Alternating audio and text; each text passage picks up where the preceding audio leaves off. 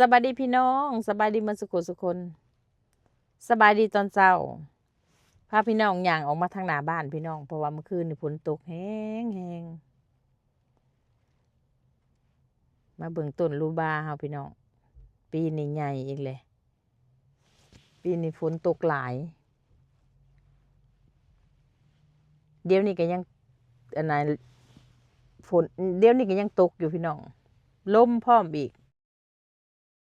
เดี๋ยวนี้เมื่อคืนนี่ที่ฝนตกแห้งเบิ่งลมก็แห้งหนาวพร้อมอีกอันนี้เป็นดอกไม้หน้าบ้านพี่น้องฮอดฤดูเพิ่นจะขึ้นมาเองเนาะเพราะว่าดอกไม้นี่มันเป็นหัวก็มีต้นแก้วมังกรแน่ปลูกอยู่หน้าบ้านนี่ก็ดีต้นลูบาปีนี้ใหญ่พี่น้องเอ้ยก็ยังว่าฝนดีมันมักน้ำต้นลูบานี่อันนี้ต้นดอกบ้าน10 โมงดอกปลูกร่วมคุ้มตัวนี้ต้นลูบานี่ก็แปลกแล้ววะ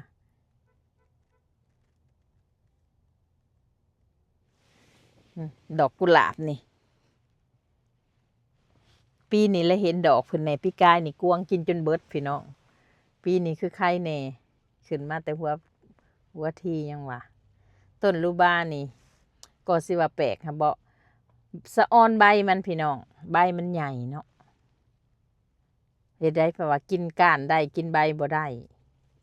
มันก็แปลกอยู่เนาะต้นอันนี้ก็ดี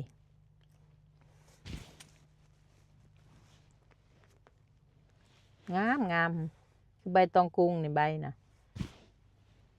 พาทุกคนยางมาล้างบ้านบัดนี้อยู่ล้างบ้านนี่ก็มีเครื่องปลูกคือกันแล้วก็ดอกไม้นี่มันปลูกใส่ถังอันนี้ก็4 ปีพอดีเต็มถัง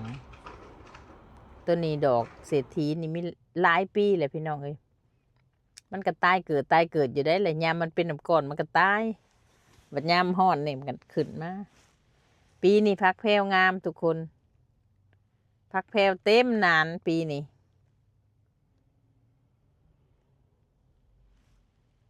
พักมิ้นนั่นบ่เป็นหลายพักมิ้นเป็นน้อยหนึ่งพักเสริมลาวนะพักหอมลาบนะพี่น้องพักแพรวปีนี้อุ้ยเป็นแต่หัวปียังวะอันนี้ทั้งสลัดทั้งพักซี่ดอกอันนี้เพิ่นอันหวานร่วมใส่อยู่ในอันนี้ทั้งนี่อันนี้ดอกกล้วยไม้เฮาดอกอันนี้ก็เป็นทุกปีเป็นมักฤดูหนาวผัดเป็นยังวะยามอากาศหนาวนะ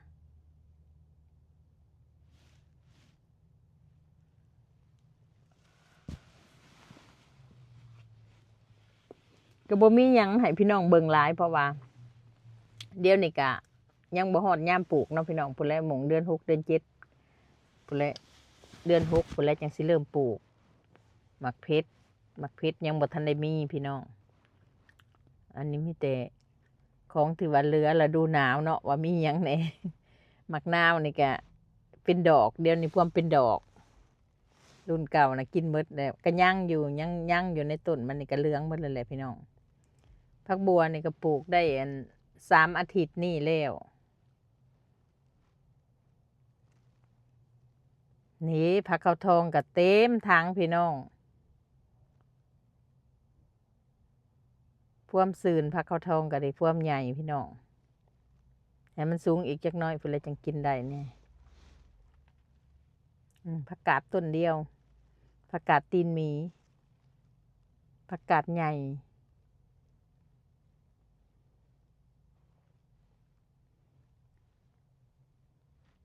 เมื่อเท่านี้พี่น้องสวนหลังบ้านยังบ่มีหลายเนาะสิได้โซ่ให้พี่น้องเบิ่ง